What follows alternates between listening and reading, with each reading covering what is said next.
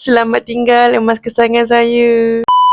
Alhamdulillah, Hana dah berjaya langsaikan hutang motor 2 tahun lebih awal dengan simpanan emas. Selamat tinggal emas kesayangan saya. Jual emas memang akan rasa ralat nak jual sebab sayang. Itulah pesan Aplan Mentor Hana, Puan Hafizah Abdullah.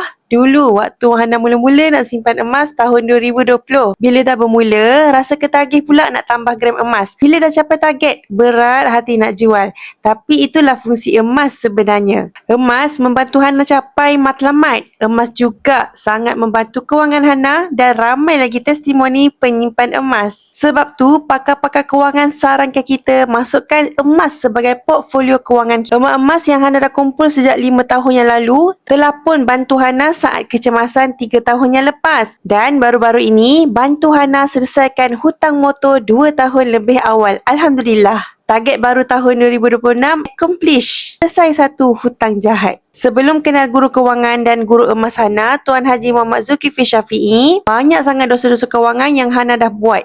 Tapi sebab kenal guru dan buku yang betul, buku wang emas dan buku misi bebas hutang, kewangan Hana bertambah baik. Pesan mentor, nak tahu kewangan kita bertambah baik atau sebaliknya, lihat formula ini. Aset ataupun harta kita bertambah, simpanan atau savings kita bertambah dan hutang kita semakin berkurang. Wallahualam, semoga bermanfaat.